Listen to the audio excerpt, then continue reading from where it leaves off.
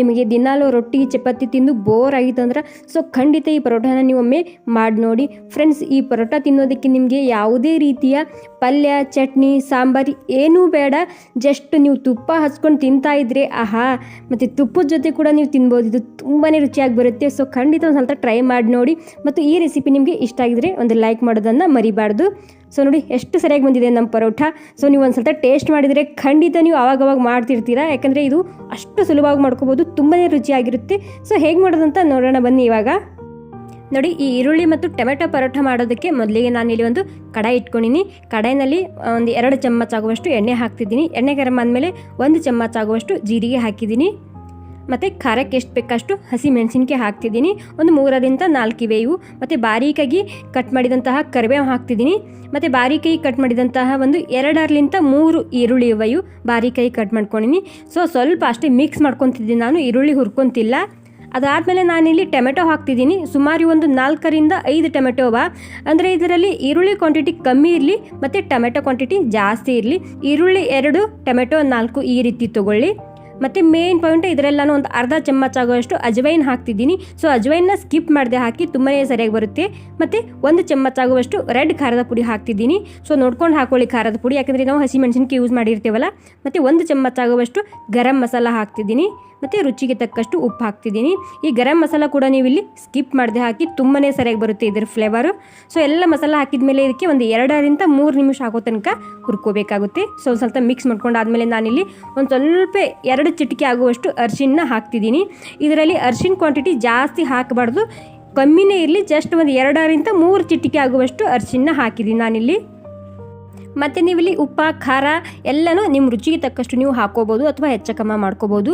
ಮತ್ತು ಇದರಲ್ಲಿ ನಾನು ಒಂದು 2ರಿಂದ 3 ಚಮಚ ಆಗುವಷ್ಟು ಕಸೂರಿ ಮೇಥಿ ಹಾಕ್ತಿದ್ದೀನಿ. ಮತ್ತು ಸಣ್ಣ ಕಪ್ಪಿಲೆ 1 ಕಪ್ ಆಗುವಷ್ಟು ಹಸಿ ಕೊತ್ತಂಬರಿ ಸೊಪ್ಪು ಹಾಕ್ತಿದ್ದೀನಿ. ಫ್ರೆಂಡ್ಸ್, ಇದರಲ್ಲಿ ನೀವು ಕಸೂರಿ ಮೇಥಿ ಮಿಸ್ ಮಾಡದೆ ಹಾಕಿ, ತುಂಬಾ ಸರಿಯಾಗಿ ಬರುತ್ತೆ ಈ ಪರೋಟ. ನಿಮಗೆ ಕಸೂರಿ ಮೇಥಿ ವಿಡಿಯೋ ಬೇಕಂದರೆ ನನ್ನ ಚಾನಲಲ್ಲಿ ಇದೆ, ನೀವು ಚೆಕ್ ಮಾಡಿ ನೋಡ್ಕೋಬೋದು. ಸೊ ನೋಡಿ, ಇವಾಗ ಎಲ್ಲ ಹಾಕಿದ ಮೇಲೆ ನಾನು ಒಂದು 2-3 ನಿಮಿಷ ಹುರ್ಕೊಂಡಿನಿ. ಲೈಟಾಗಿ ಸಾಫ್ಟ್ ಆಗಿದೆ, ಪೂರ್ತಿಯಾಗಿ ಸಾಫ್ಟ್ ಮಾಡ್ಕೋಬಾರ್ದು, ಲೈಟಾಗಿ ಸಾಫ್ಟ್ ಆದರೆ ಸಾಕಾಗುತ್ತೆ. ಇವಾಗ ಇದು ಸ್ವಲ್ಪ ತಣ್ಣಗೆ ಮಾಡ್ಕೋಬೇಕು. ಹೀಗಾಗಿ ನಾನಿಲ್ಲಿ ಈ ಪರಾತ್ನಲ್ಲಿ ಹಾಕಿಡ್ತಿದ್ದೀನಿ. ಸೊ ಸ್ವಲ್ಪ ನೀವು ತಣ್ಣಗಾಗೋ ತನಕ ವೇಟ್ ಮಾಡಿ. ಸೊ ನೋಡಿ, ಇವಾಗ ಇದು ತಣ್ಣಗಾಗಿದೆ. ಒಂದು 5 ನಿಮಿಷ ಬಿಟ್ಟಿದ್ದ ನಾನು, ಪೂರ್ತಿಯಾಗಿ ತಣ್ಣಗಾಗಿದೆ. ಇವಾಗ ಇದರಲ್ಲಿ ನಾನು ಒಂದು 1.5 ಗ್ಲಾಸ್ ಆಗುವಷ್ಟು ಗೋಧಿ ಹಿಟ್ಟು ಹಾಕ್ತಿದ್ದೀನಿ. ನಾನು ಮಾಡಿರುವಂತಹ ಈ ಮಸಾಲಕ್ಕೆ ಒಂದು 1.5ರಿಂದ 2 ಗ್ಲಾಸ್ ಆಗುವಷ್ಟು ಹಿಟ್ಟು ಬೇಕಾಗುತ್ತೆ. ನೋಡಿ, ಇವಾಗ ನಾನು ಒಂದು 1.5 ಗ್ಲಾಸ್ ಆಗುವಷ್ಟು ಹಿಟ್ಟು ಹಾಕಿದ್ದೀನಿ. ಸೊ ಒಂದು ಸ್ವಲ್ಪ ಮಿಕ್ಸ್ ಮಾಡ್ಕೊಳ್ಳಿ. ಇದರಲ್ಲಿ ನೀವು ಉಪ್ಪು ಖಾರನ ನೀವು ರುಚಿಗೆ ತಕ್ಕಷ್ಟು ಹೆಚ್ಚು ಕಮ್ಮಿ ಮಾಡ್ಕೋಬೋದು. ಸೊ ನಮ್ಮ ಮನೆಯಲ್ಲಿ ಮಕ್ಕಳ ಹಾರ, ಹೀಗಾಗಿ ನಾನು ಇಲ್ಲಿ ಸ್ವಲ್ಪ ಉಪ್ಪು ಖಾರ ಕಮ್ಮಿ ಹಾಕಿದ್ದೀನಿ. ಸ್ವಲ್ಪನೇ ಹಿಟ್ಟು ಹಾಕ್ತಿದ್ದೀನಿ ನಾನು, ಮತ್ತೆ ಗೋಧಿ ಹಿಟ್ಟು ಹಾಕ್ತಿದ್ದೀನಿ. ಸೊ ಇದರಲ್ಲಿ ನೀವು ಗೋಧಿ ಹಿಟ್ಟು ಹಾಕಿ ಮೈದಾ ಹಿಟ್ಟನ್ನು ಹಾಕೋದೇನು ಬೇಕಾಗಿಲ್ಲ. ಗೋಧಿ ಹಿಟ್ಟಿನಲ್ಲಿ ಮಾಡೋದಾದರೆ ತುಂಬಾ ರುಚಿ ಬರುತ್ತೆ ಮತ್ತು ತುಂಬಾ ಹೆಲ್ದಿ ಕೂಡ. ಸೊ ಸ್ವಲ್ಪನೇ ನೀರು ಹಾಕ್ಕೊಂಡು ನಾವು ಯಾವ ರೀತಿ ಚಪಾತಿ ಹಿಟ್ಟು ನಾದ್ಕೋತೀವಲ್ಲ ಆ ರೀತಿಯಾಗಿ ಇದಕ್ಕೆ ನಾದ್ಕೋಬೇಕಾಗುತ್ತೆ. ನೀರನ್ನ ಸ್ವಲ್ಪನೇ ಹಾಕ್ಕೊತ ಹಿಟ್ಟು ನಾದ್ಕೊಳ್ಳಿ. ಮತ್ತು ನೀವು ಹಿಟ್ಟು ಫಟಾಫಟ್ ಅಂತ ನಾದ್ಬೇಡು, ಎಷ್ಟು ಸರಿಯಾಗಿ ನಾದ್ತಿರಲ್ಲ ನೀವು ಪರೋಟ ಅಷ್ಟು ಸರಿಯಾಗಿ ಬರುತ್ತೆ ಹಿಟ್ಟು. ನೋಡಿ, ನಾನು ಯಾವ ರೀತಿ ಚಪಾತಿ ಮಾಡ್ತೀನಲ್ಲ ಆ ರೀತಿಯಾಗಿ ಇದಕ್ಕೆ ಹಿಟ್ಟು ನಾದ್ಕೊಂಡಾಗಿದೆ.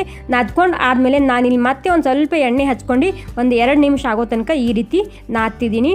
ನೀವು ಇಲ್ಲಿ ಹಿಟ್ಟನ್ನ ನೀವು ಎಷ್ಟು ಸರಿಯಾಗಿ ನಾದ್ಕೋತಿರಲ್ಲ ಅಷ್ಟು ಸರಿಯಾಗಿ ಪರೋಟ ಬರುತ್ತೆ. ಇದೇ ಅಲ್ಲ, ಬೇರೆ ಯಾವುದೇ ಪರೋಟ ಆಗಿರ್ಬೋದು ಅಥವಾ ಚಪಾತಿ ಆಗಿರ್ಬೋದು, ಸರಿಯಾಗಿ ಹಿಟ್ಟು ನಾದ್ಕೊಂಡ್ರೆ ಅದು ಸರಿಯಾಗಿ ಬರುತ್ತೆ ಚಪಾತಿ ಅಥವಾ ಪರೋಟ. ನೋಡಿ, ಇವಾಗ ನಾನು ಒಂದು 2 ನಿಮಿಷ ಆಗೋ ತನಕ ಇಲ್ಲಿ ಎಣ್ಣೆ ಹಚ್ಕೊಂಡು ನಾದ್ಕೊಂಡಾಗಿದೆ, ಸಾಫ್ಟ್ ಮಾಡ್ಕೊಂಡಾಗಿದೆ. ನೋಡ್ತಿರ್ಬೋದು ಎಷ್ಟು ಸಾಫ್ಟ್ ಆಗಿದೆ ಅಂತೇಳಿ. ಸ್ವಲ್ಪ ಗಟ್ಟಿನೇ ಇರಲಿ, ಇದು ನೆಂದಾದ್ಮೇಲೆ ಸ್ವಲ್ಪ ಸಾಫ್ಟ್ ಆಗುತ್ತೆ ಹಿಟ್ಟು. ನೋಡಿ, ಇಷ್ಟ ಆದ್ರೆ ಸಾಕು. ಇವಾಗ ಇದಕ್ಕೆ ಎಣ್ಣೆ ಹಚ್ಕೊಂಡು ಒಂದು 10 ನಿಮಿಷ ಆಗೋ ತನಕ ಇದಕ್ಕೆ ಬಿಡಬೇಕಾಗುತ್ತೆ. ಸೊ 10 ನಿಮಿಷ ನಾನು ಬಿಟ್ಟಾದ್ಮೇಲೆ ನಾನಿಲ್ಲಿ ಮತ್ತೆ ಒಂದು 2 ನಿಮಿಷ ಆಗೋ ತನಕ ಇದಕ್ಕೆ ಹಿಟ್ಟಿಗೆ ನಾದ್ಕೊತಿದ್ದೀನಿ. ಸೊ ಫ್ರೆಂಡ್ಸ್, ಈ ವಿಡಿಯೋ ನಿಮಗೆ ಸ್ವಲ್ಪನಾದರೂ ಇಷ್ಟ ಆಗಿದ್ರೆ ಪ್ಲೀಸ್ ಒಂದು ಲೈಕ್ ಮಾಡಿ ಮತ್ತು ಹಾಗೆ ಕಾಮೆಂಟ್ ಮಾಡಿ ತಿಳಿಸಿ. ಬಟ್ ಈ ಪರೋಟನ ನೀವು ಖಂಡಿತ ಒಂದು ಸ್ವಲ್ಪ ಟ್ರೈ ಮಾಡಿ ನೋಡಲೇಬೇಕು, ಯಾಕಂದರೆ ಅಷ್ಟು ಸರಿಯಾಗಿ ಬರುತ್ತೆ ಈ ಪರೋಟ. ನೋಡಿ, ನಾನು ಯಾವ ರೀತಿ ಚಪಾತಿ ಹಿಟ್ಟು ಹಿಡಿತೀವಲ್ಲ ಅಷ್ಟೇ ಹಿಟ್ಟು ಹಿಡ್ದೀನಿ ನಾನು. ಸ್ವಲ್ಪ ಜಾಸ್ತಿ ಇರಲಿ, ಯಾಕಂದರೆ ಇದು ಪರೋಟ ಸ್ವಲ್ಪ ದಪ್ಪನೇ ಇರಬೇಕು. ಮತ್ತು ಈ ಪರೋಟನ ನೀವು ಮಕ್ಕಳ ಟಿಫಿನ್ ಬಾಕ್ಸ್ಗೆ ಮಾಡ್ಬೋದು ಅಥವಾ ಮುಂಜಾನೆ ಬ್ರೇಕ್ಫಾಸ್ಟ್ ಕೂಡ ಮಾಡ್ಬೋದು. ಸ್ವಲ್ಪ ಡಿಫ್ರೆಂಟ್ ಆಗಿರುತ್ತೇವಲ್ಲ, ತುಂಬಾ ಸರಿಯಾಗಿ ಅನಿಸುತ್ತೆ. ನೀವು ಖಂಡಿತ ಒಂದು ಸ್ವಲ್ಪ ಟ್ರೈ ಮಾಡಿ ನೋಡಿ, ನಿಮ್ಗೆ ಗೊತ್ತಾಗುತ್ತೆ ಎಷ್ಟು ರುಚಿ ಇದೆ ಇದು ಅಂತೇಳಿ. ನೋಡಿ, ಇವಾಗ ನಾನಿಲ್ಲಿ 1 ಚಮಚ ಆಗುವಷ್ಟು ತುಪ್ಪ ಹಚ್ತಿದ್ದೀನಿ.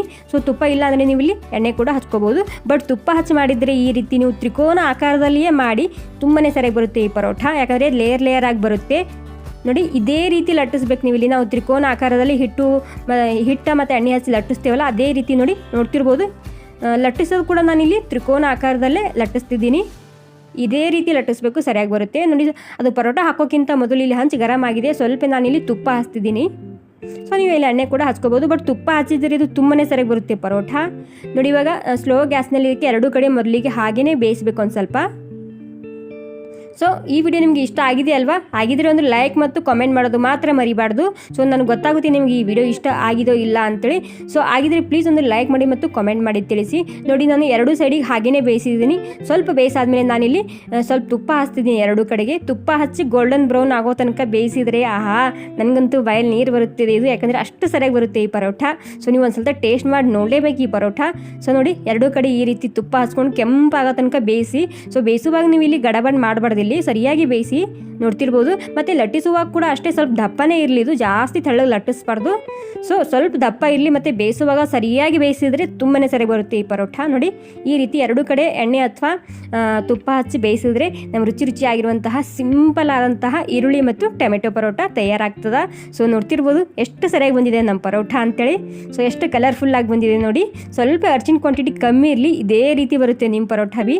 ನೋಡಿ ಎಷ್ಟು ಸರಿಯಾಗಿ ಬಂದಿದೆ ನಮ್ಮ ರುಚಿಯಾಗಿರುವಂಥ ಇನ್ಸ್ಟಂಟ್ ಪರೋಟ ತಯಾರಾಗಿದೆ. ಸೇಮ್ ಲಚ್ಚಾ ಪರೋಟ ಮಾಡ್ತೀವಲ್ಲ ಅದೇ ರೀತಿಯಾಗಿ ಬರುತ್ತೆ. ಈ ರೀತಿ ನೀವು ಒಂದು ಸ್ವಲ್ಪ ಟ್ರೈ ಮಾಡಿ ನೋಡಿ. ಸೊ ಬಿಸಿ ಬಿಸಿ ಇರುವಾಗ ಸ್ವಲ್ಪನೇ ಮೇಲೆ ನೀವು ತುಪ್ಪ ಹಚ್ಕೊಂಡು ತಿಂತಾ ಇದ್ರೆ ಆಹಾ, ಇದಕ್ಕೆ ಪಲ್ಯ ಸಾಂಬಾರು ಚಟ್ನಿ ಏನೂ ಬೇಡ. ಸೊ ನೋಡ್ತಿರ್ಬೋದು ನಮ್ಮ ಪರೋಟ ಹೇಗೆ ಬಂದಿದೆ ಅಂತೇಳಿ. ಸೊ ಇಷ್ಟ ಆಗಿದೆ ಅಲ್ವಾ? ಸೊ ಆಗಿದ್ರೆ ಅಂದರೆ ಲೈಕ್ ಮತ್ತು ಕಾಮೆಂಟ್ ಮಾಡೋದು ಮಾತ್ರ ಮರಿಬಾರ್ದು. ಸೊ ಖಂಡಿತ ಈ ವಿಡಿಯೋ ನೋಡಿದ ಮೇಲೆ ನೀವು ಒಂದು ಸ್ವಲ್ಪ ಟ್ರೈ ಮಾಡಿ ನೋಡಲೇಬೇಕು. ಮತ್ತು ಎಷ್ಟು ಸುಲಭವಾಗಿ ಮಾಡ್ಕೋಬೋದಲ್ವಾ? ಸೊ ನೀವು ಯಾವ ರೀತಿ ಚಪಾತಿ ರೊಟ್ಟಿ ಮಾಡ್ತೀರಲ್ಲ ಅಷ್ಟೇ ಟೈಮ್ ಹಿಡಿಯುತ್ತೆ ಇದು ಕೂಡ. ಸೊ ನೋಡ್ತಿರ್ಬೋದು. Okay friends, thank you so much.